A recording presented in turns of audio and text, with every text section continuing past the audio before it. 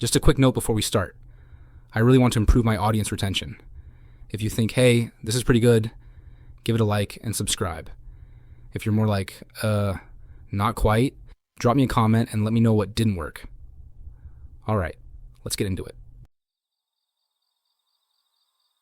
The house with red paper walls.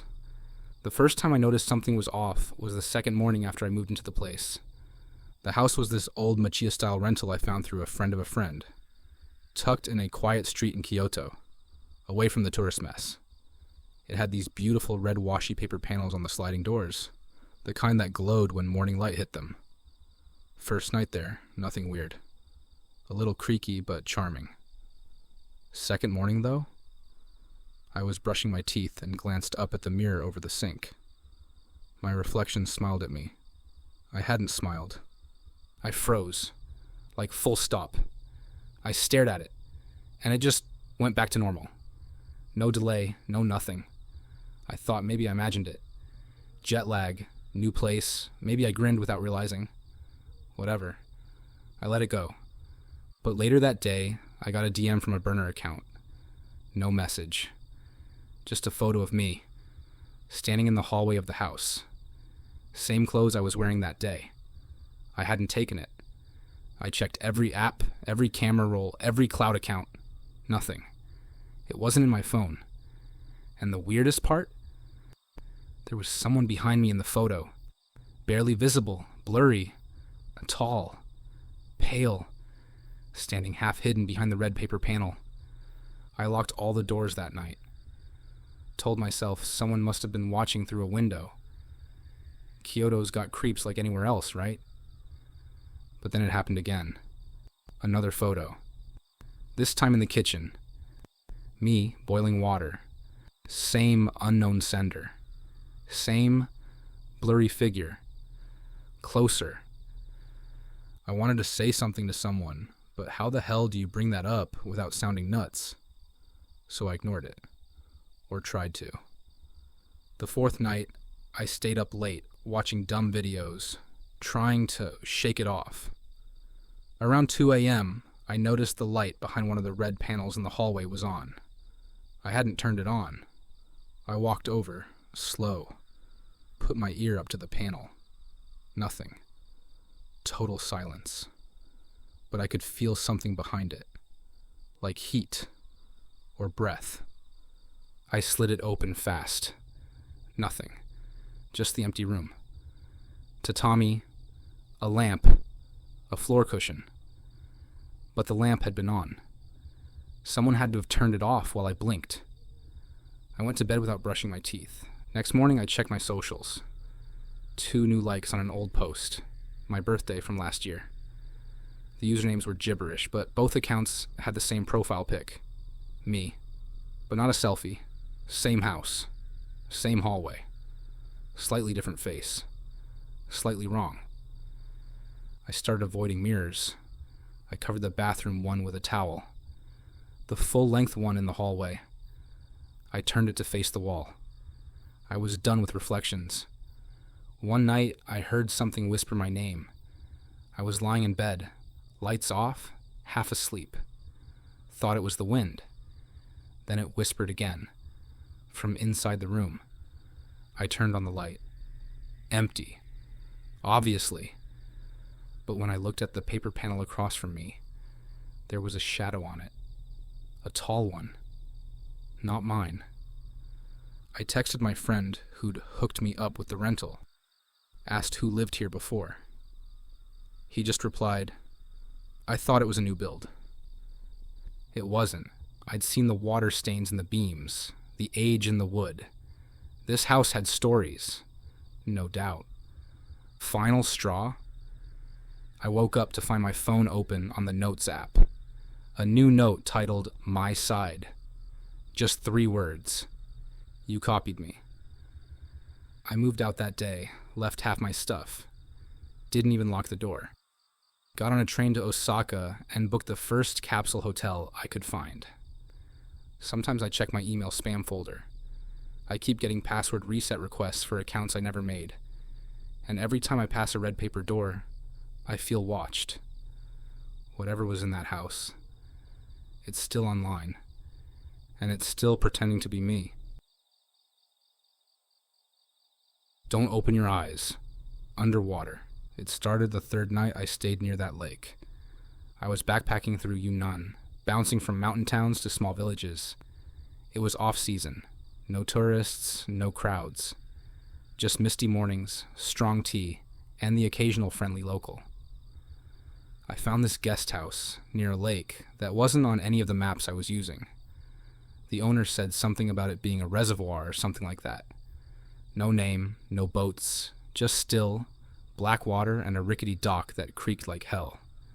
First 2 nights, nothing weird. I took some photos, read a bunch, kept mostly to myself, but on the third night, I had this dream. Or thought I did. In it, I was underwater, not panicking or anything, just sinking. There was light above me, but not enough. My arms weren't moving. My eyes were open, and someone else was down there, right in front of me. Not swimming, just floating, watching me. I woke up gasping, and my shirt was damp. Not sweaty, wet, like I'd been outside in the rain. I checked the windows, closed. Door, locked. No leaks. I even smelled like lake water. I figured maybe I spilled something in my sleep. A water bottle, except the floor was dry. The bed, too. Just my clothes. Next day, I brought it up to the old woman who ran the guest house. I just said, "Hey, does the lake ever flood?" She looked at me for a few seconds longer than felt normal, then said, "If you saw it, then next you'll hear it." No explanation. Just walked away. That night, I put a towel at the base of the door, left the light on, even set up my phone camera to record while I slept. Dumb, maybe, but I needed to know if I was sleepwalking or something. The dream came back. Same place, same slow descent, but this time I could hear it, muffled, like voices underwater, whispering, and it was getting louder the closer I got to that floating figure. I couldn't make out the words, but I felt them, like pressure in my ears. I woke up to my phone buzzing. The video was corrupted, just static. My clothes were soaked, again, and there were small puddles on the wooden floor. I should have left then, but I didn't. Something about that lake. It felt like it wanted me to stay. I stopped dreaming, or maybe I stopped remembering them. But during the day, I'd zone out and see flashes. The dock, a hand reaching up, bubbles rising past my face. And then, one morning, I noticed something on my arm. Faint but real. Scratches, like fingernail marks, circling my wrist. I asked another guest about it. Some dude from Chengdu. He went pale when I mentioned the dreams. Said he stayed there 2 years ago. Same room, same lake, same dreams. He left after he woke up with water in his lungs. Legit had to go to a clinic. He showed me the scar from where they put in a drainage tube. He told me, if you hear it again, don't answer. Not even in your head. And whatever you do, don't open your eyes. The last night, I followed his advice. It didn't matter. I woke up with a mouthful of muddy water. Couldn't breathe. Choked for what felt like hours. The sheets were soaked. The lamp by the bed had shorted out. My phone was fried. I left at dawn. Didn't check out. Didn't even take my bag. Now, weeks later, I still can't sleep without hearing those muffled voices. Sometimes I dream I'm back there, and the water's deeper, darker, and that figure in the lake isn't just watching anymore. It's waiting. And every now and then, I wake up with damp clothes, even in my apartment, even without a lake for miles. The night market that didn't end. I didn't plan on stopping in Tainan. It was one of those spontaneous detours. I had time to kill, and someone at the hostel in Taichung mentioned the food was worth it. So I booked a room for 2 nights and figured I'd eat my way through the night markets. First night was normal. Loud, bright, chaotic in a comforting way. You know the vibe, skewers sizzling, kids laughing, neon buzzing. I stuffed my face with stuff I couldn't name and went back to the hotel, bloated and happy. Second night was different. I was looking for a smaller market I'd seen on a random Instagram story. It wasn't on any map apps, but the picture had a distinct red lantern gate and some kind of dragon mural. I wandered until I found it tucked in a quiet alley. No signs, no crowds. Just a line of vendors and that gate. The second I walked through, something felt off. Not creepy, just weirdly familiar. Like deja vu, but thicker. I got a scallion pancake from the first stall. The guy handed it over with a huge smile and said, "Back again, huh?" I blinked. "Have we met?" "You always say that," he laughed, flipping another on the griddle. I laughed too, awkwardly. Figured he was mixing me up with another tourist. I kept walking. The place went on forever. Like blocks and blocks. The deeper I went, the dimmer the lights got. Less music. Fewer people. I remember passing a stall selling stuffed animals, and the vendor, a woman in a green apron, looked me in the eye and said, "Your mom used to buy that rabbit for you. You loved it." I stopped. "Sorry." She smiled. "You always had a sweet tooth. Your sister used to cry when you got the last one." "I don't have a sister," I said, before I could stop myself. She tilted her head. "Oh, right. Not anymore." I didn't buy anything else. I turned back the way I came, tried to retrace my steps, but the pancake stall wasn't where I left it. None of it was. The lanterns looked older. The crowd was younger. Kids in 80s clothes were chasing each other, and one of them ran straight through me. Like, actually through me.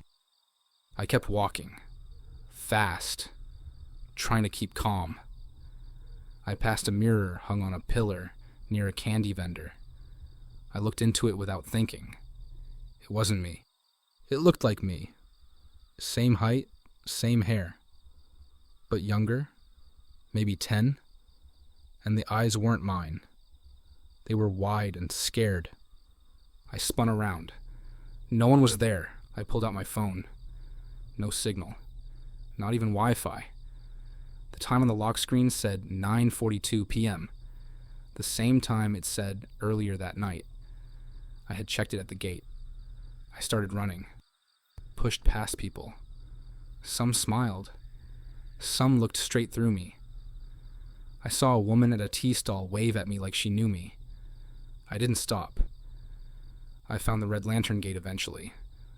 Or I thought I did. But it was rusted. Faded. Covered in vines. I stepped through anyway. I was still in the market. The food stalls were older now. Fewer lights. Everyone was speaking a dialect I didn't recognize. I walked past a stand with little plastic toys and noticed the packaging had my name on it. In English, my full name. And a photo of me as a kid. Same one my mom keeps framed in her living room back home. I couldn't breathe. I sat down on a curb and tried to wake myself up. But I wasn't dreaming. I could smell the oil, feel the warmth of the grill nearby. Then a man sat down next to me. Mid-40s, glasses, calm face. "You're looping," he said. "Don't worry, it stops. Eventually." I stared at him. "What is this place?" "I don't know. I think it remembers people, the ones who forget it. How do I get out?"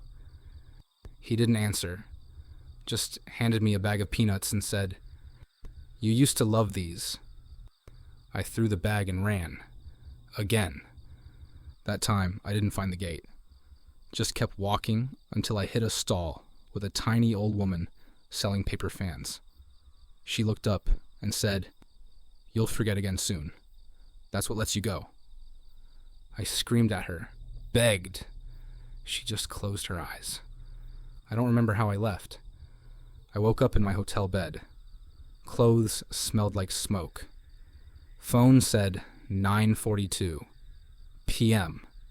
I thought it was a nightmare until I emptied my pockets. A bag of roasted peanuts and a paper fan. Both had my name printed on them. She didn't get off the train. I was living in Seoul for work, bouncing between translation gigs and private lessons.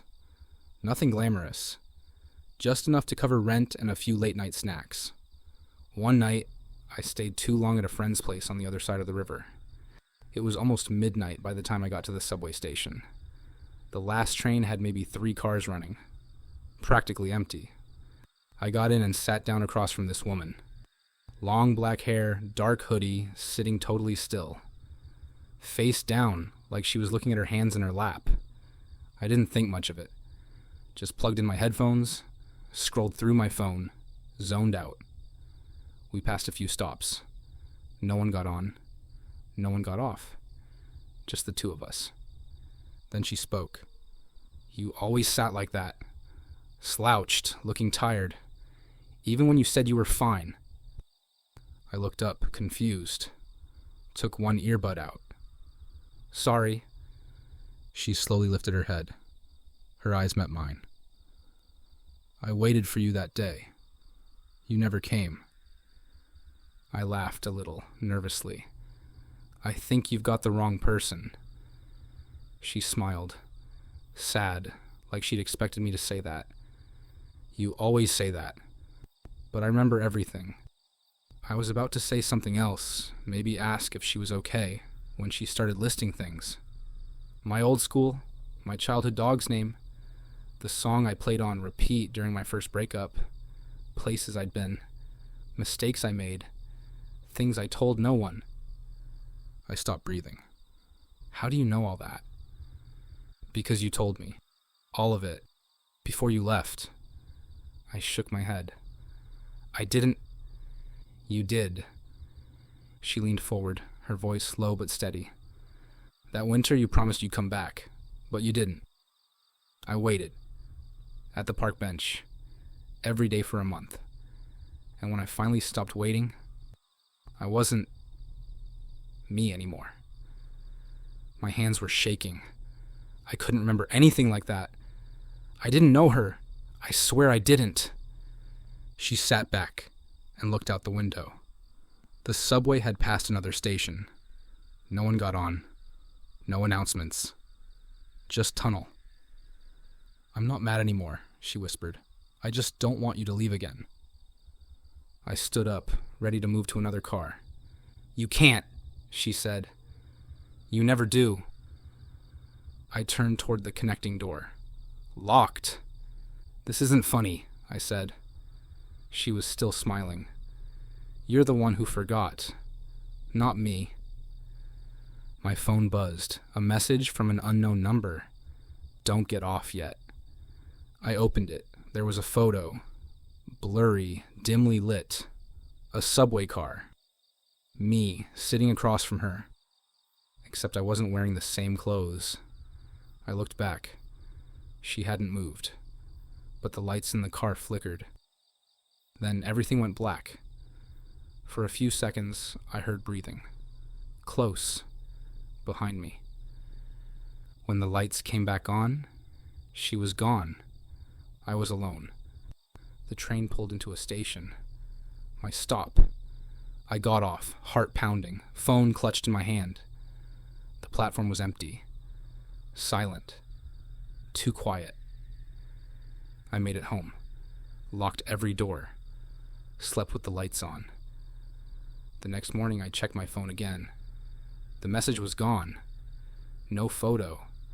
No record of any unknown number. But when I took the subway the next night, she was there again. Different seat. Same eyes. And she whispered, still slouching. I haven't taken the train since, but I still see her. Sometimes in reflections. Sometimes in dreams. Sometimes right behind me when I unlock my door.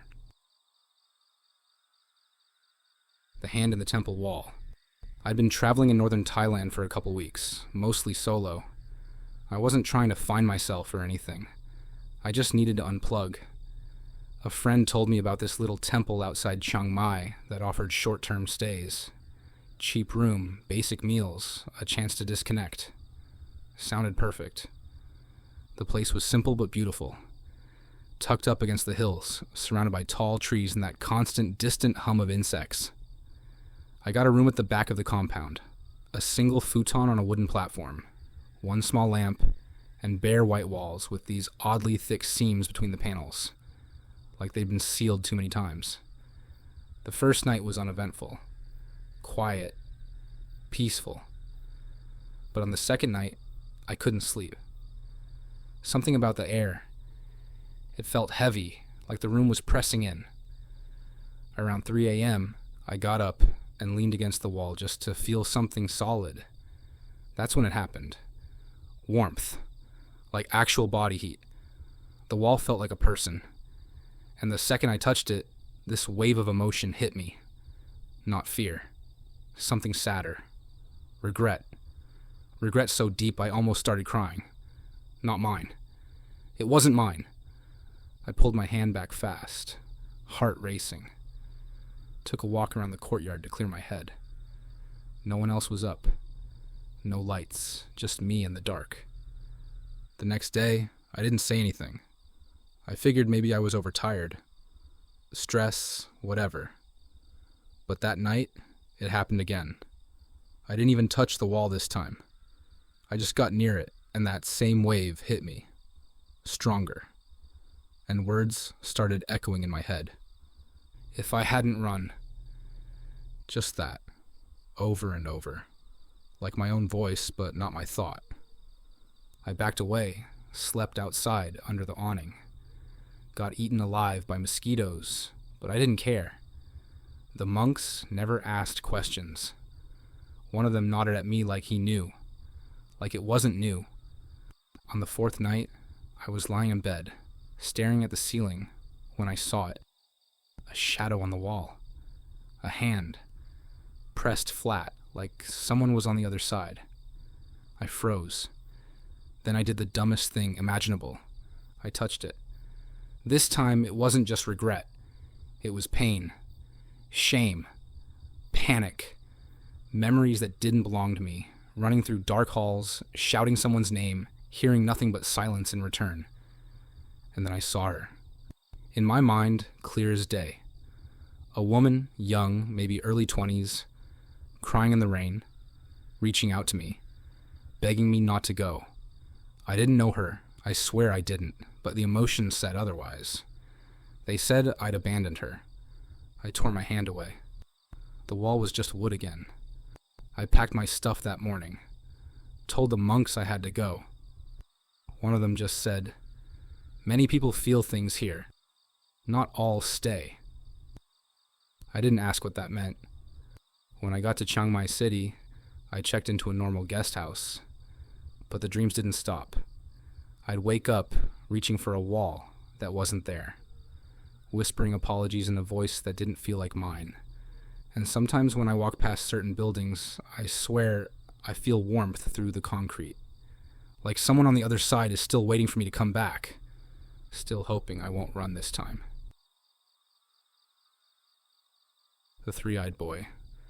I didn't even want to stop in Varanasi. It was kind of an accident. I missed a connection, my plans got screwed, and I figured, why not spend a night or two?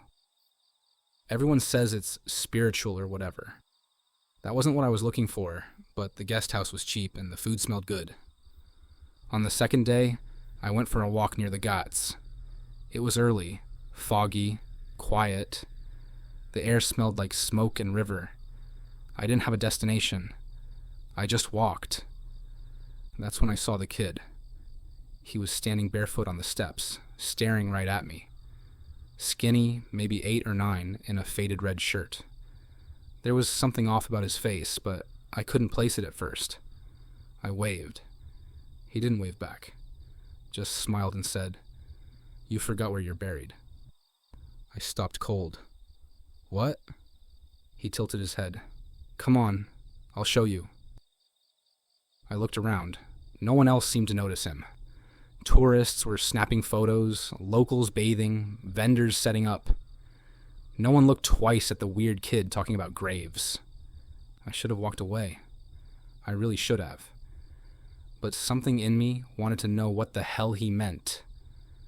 We walked for about 20 minutes. He didn't talk, just kept looking back to make sure I was still following. We passed narrow alleys, quiet shrines, stray dogs. The sun started burning through the haze. Finally, we reached this old courtyard, surrounded by crumbling stone. Half the place looked abandoned. In the center was a low tombstone, covered in moss. He pointed. There. I stepped closer. There was writing in both Hindi and English. The English part said, "In memory of my name, a man who walked away too many times, 1979 to 2023. I swear to God, it was my full name, spelled exactly right. Even the birth year was correct. What the fuck is this?" The kid didn't answer. He just sat on the edge of the stone and looked up at me. "That's not real," I said, pointing at the grave. "That's not me. I'm right here." He nodded. "That's why it's confusing." I stepped back. My heart was racing. "Who are you?" He smiled wider. That's when I saw it. In the middle of his forehead, faint but clear, was a third eye, closed, like a birthmark, but shaped too perfectly. I took another step back. "You were supposed to remember," he said, "but you kept choosing not to. So I came to help. I don't know what you're talking about." "You will." He stood up and walked behind the tomb. I followed, maybe 2 steps behind. But when I rounded the corner, he was gone. Completely.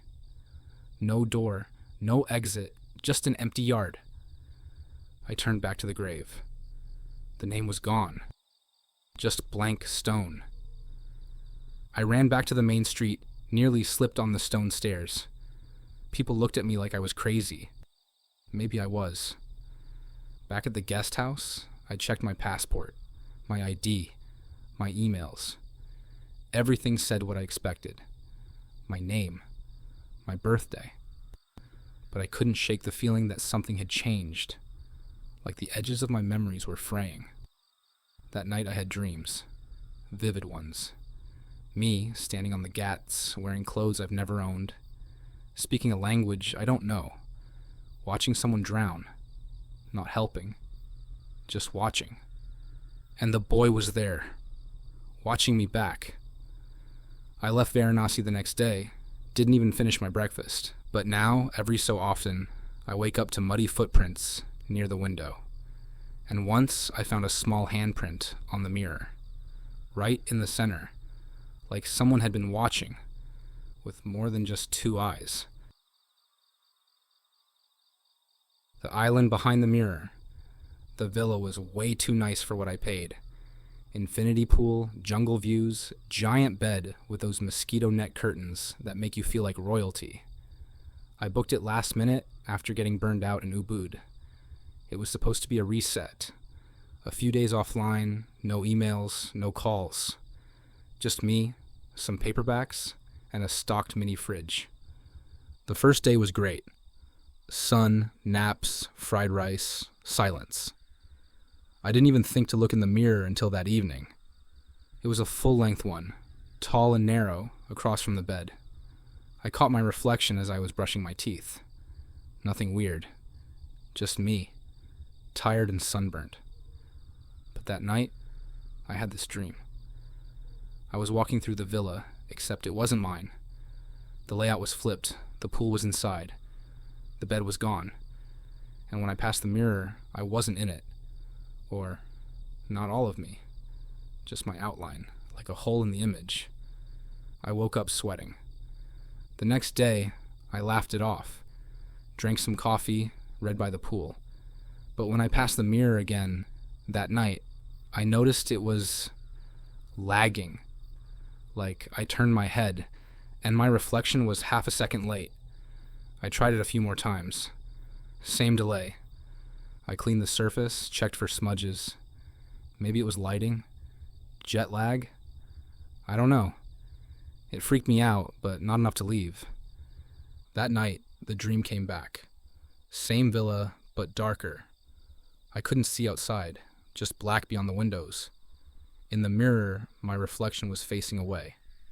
Then it turned to look at me. Its mouth moved. "Don't come back." I jolted awake. 3:13 a.m. The room was quiet. Still. But the air felt wrong. Heavy, like I was being watched. I didn't sleep the rest of the night. Next morning, the villa staff dropped off breakfast, fruit and pastries in little baskets. I tried to ask if someone had stayed here recently. The woman just smiled and said, "No guests since January." It was July. That night, I avoided the mirror. Drew the curtains, even though I knew it wouldn't help. But just as I was dozing off, I heard the pool water ripple. My window looked straight at it. I got up, peeked out. Nothing. But in the reflection on the glass, there was someone sitting by the edge. I turned to look directly. No one. I looked back at the glass. Still there. A figure, blurry, hunched over. Hands in the water. Motionless. I backed away and turned toward the mirror. The same figure. But this time, I saw the face. It was mine, except pale, wet, smiling in a way I've never smiled. I packed right then, threw my clothes into my bag, didn't even grab my charger. I didn't care, I needed out. At the front gate, the driver was already waiting. I never called him. He looked at me in the rear view the whole drive. When I got to the next town, I booked a hostel dorm room. Slept with other people around. No mirrors, no windows near the bed. But the dreams didn't stop. Now, even in daylight, I catch glimpses of that villa in places it shouldn't be. Reflected in store windows, puddles, my phone screen. And the reflection? It doesn't match anymore. It still smiles. Still wet, still waiting. The woman in white on the stairs. I was just trying to make content. Nothing serious, just some travel vlogs while I hopped around Southeast Asia. Cheap flights, hostels, street food. I figured I'd get a few subscribers, maybe score a brand deal if I was lucky. Manila was supposed to be a quick 3-day stop. Some shots of the skyline, old Spanish ruins, local markets. Easy stuff. On my second night, I stayed at this older house-turned-hostel near Intramuros. It had charm, wood floors, stone stairs, a tiny courtyard. A little musty, but fine. I filmed a few clips on my GoPro. Room tour, a bit of the street view from the second floor. That night, I edited in the lounge, slapped together a rough cut for the next upload. When I played it back, I noticed something. In one of the hallway shots, just a pan toward the stairwell, there was someone standing mid-frame. A woman in white. Long hair, kind of blurred, not facing the camera. I didn't see anyone when I was filming. Swear to God. I went back and watched it frame by frame. She wasn't in the frame before. Then, for maybe 2 seconds, she was there. Then gone. I thought maybe I caught another guest, but the hostel was nearly empty, and the only other people were 2 guys from Korea and an older German couple. None of them looked like her. Next morning, I asked the staff casually. Just like, "Hey, any other guests on my floor last night?" The front desk guy shook his head. "You were the only one upstairs." That afternoon, I tried to cut the shot. But every time I clicked on that section of the timeline, my laptop froze. Not like a crash, just stuck. No mouse movement. Then the fan would kick on, and the screen would flicker. Once the whole thing shut off. I gave up, left the clip in, uploaded it anyway. Titled it something dumb like Spooky Manila Hostel. It blew up. Hundreds of comments, most asking about the woman. Timestamps. Theories. A few were clearly trolls, but some said stuff that made me uncomfortable. She wasn't supposed to be seen. If you saw her, she saw you. Don't stay in that room again. I didn't. I moved to a cheap hotel in Makati. Concrete, soulless, safe. For a few nights, nothing happened. I kept editing, filming, ignoring the weird comments. Then I got a DM. No name, just a video file.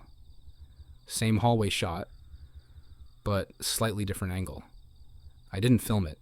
My camera didn't move like that. But the woman was still there. This time, she was facing the camera. I didn't watch it all, just enough to know her face looked wet, like her hair was sticking to her cheeks. Her eyes were wide, open but not seeing. I shut my laptop and didn't open it for a day. When I finally checked again, the file was gone. So was the message. I didn't sleep well that night. I kept hearing steps outside my door, like wet feet on tile. Next morning I checked the hallway. Dry. But in my room, near the bathroom, were faint marks, like something sat down while soaking wet. A few days later, I flew to Singapore. Thought distance would help. It didn't. Because now even new videos have glitches. Not full appearances, just blurs, flickers, shapes in the shadows, and a few viewers noticed. She's following you. Check the stairs. She's not done. 2 nights ago, I heard someone walking down my own staircase at home. I live alone. Last night I found a footprint on the bottom step. I didn't mop it. I'm scared to see if it's dry yet. The last photo. I was in Dalat for the scenery. The fog, the hills, the old French villas. Perfect for photography. I've been posting to this side account where I just uploaded film shots. No hashtags, no followers I knew personally. Just kind of a quiet journal.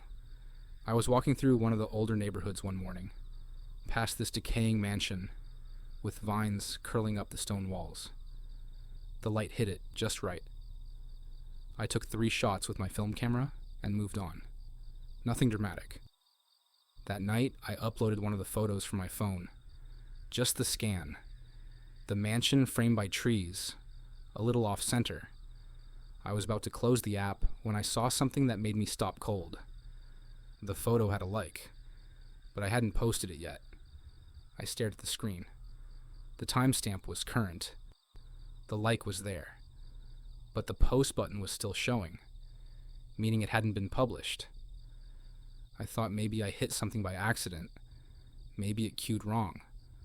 I refreshed. The like disappeared. Weird, but whatever. Glitch, maybe. I posted it. Didn't think much of it. 2 days later, I developed the full roll. When I got the scans back, I noticed something off in that same photo. Someone was in the window, on the 2nd floor of the mansion, standing, not looking out, but angled just enough that I could see the side of their face. It looked like they were watching the street. I zoomed in. The resolution wasn't great, but there was something about their posture, like they were waiting. That night, I dreamt I was standing in front of the house again, but this time I wasn't alone. Someone was behind me, breathing. I turned in the dream, and there was no one. Next day, I went back to the mansion. For curiosity, I guess, but there was no window on the 2nd floor, just solid wall, bricks where the opening should have been. I showed the scan to the guy at the photo lab. He looked, then looked at me. You edited this? Numbers straight scan. Huh. Doesn't make sense. I left with the negatives. That night, I started looking through my older photos. Just scrolling. Random shots from other cities, other countries, and I started noticing things. Same figure. Far in the background sometimes. Sometimes just a shadow. But always the same outline. Same posture. In photos from before Dalat, even before Vietnam. How did I miss it? I didn't sleep. Every creak in the guest house felt too loud. Every shadow too dark. Next morning, I deleted the account. Within minutes, I got an email. You forgot to take the last one. No address, no sender. Just that sentence. I grabbed my camera and went out. Walked through alleys until I ended up back at that same mansion. I stood there waiting for something, anything. Nothing happened. So I took one more photo. Just one. When I got back to my room, my phone buzzed. New follower on the deleted account. Username was just numbers. I clicked on it. The profile photo was the picture I had just taken. I hadn't uploaded it yet. It wasn't even scanned. But there it was. And in the comments, thanks for finishing it. I haven't taken a photo since. I don't even carry a camera anymore, but sometimes in other people's photos online, I see places I've been, and someone's standing just where I was, looking back at the camera, like they're waiting for me to come home. The Silent Village. I wasn't supposed to be that high up in the mountains. It started with a simple hike. I met some other travelers in Pokhara, tagged along on a route that wasn't on any of the popular maps. One of them said it led to a small village that offered food and maybe a homestay. Not touristy. Pure. Peaceful. We got lost. By the third day, I was alone. The others turned back after a storm blew through and wiped out part of the trail. I didn't want to quit. I figured I'd make it to the next village, catch a bus, loop back. That's when I found it. A cluster of wooden homes, nestled into a slope. Smoke rising from chimneys. A few people walking slowly, carrying baskets or water jugs. It looked normal, except for the silence. Total silence. No chickens, no dogs, no wind through trees. Just nothing.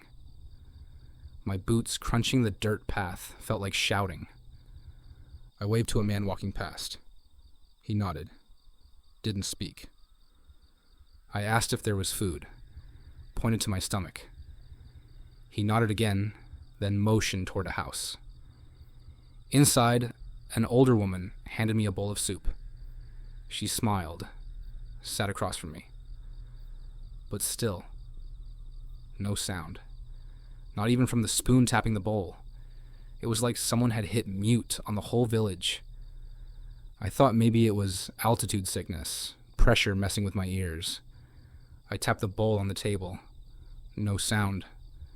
I knocked on the wooden wall. Nothing. But when I exhaled loudly through my nose, the woman looked up, like a switch had flipped. Her smile dropped. She stared hard at me. I apologized instinctively, not knowing why. She stood, walked to the door, and stepped outside. I heard the floor creak under her feet. That was the only sound. That night I was given a room. Simple bed, thick blankets, no electricity. I couldn't sleep. Every time I moved, the mattress made no noise. Even my breath sounded wrong. Too quiet, like it was being muffled. Around 2 a.m., I opened the window to get some air. The village was lit by moonlight, and I saw people, just standing, not moving, all facing different directions. One of them was looking straight at my window. I closed it fast. The next morning, no one spoke to me. No one even looked at me. I packed up, tried to ask how to get back to the main trail. No one responded. So I just left. About 30 minutes into the forest, I finally heard something. Birds. Wind. distant chatter from what sounded like another village. Relief flooded through me, so I pulled out my phone to check GPS. It was already recording audio. I hadn't opened the app. I stopped it, played it back. For the first 30 seconds, it was just white noise. Then, a voice right next to the microphone. "This sound doesn't leave." I dropped the phone, let it sit in the dirt, walked as fast as I could until I found a truck willing to take me back to Pokhara. Now, even in cities, sometimes I hear nothing at all, like the world drops out for a second. Silence like a vacuum. And in those moments, I swear, I see people watching me, like they're waiting for me to remember I'm not supposed to hear anything anymore. If you made it to the end, you're officially a legend. Seriously, thank you so much. If you didn't fall asleep, hit that like button and subscribe. See you in the next video.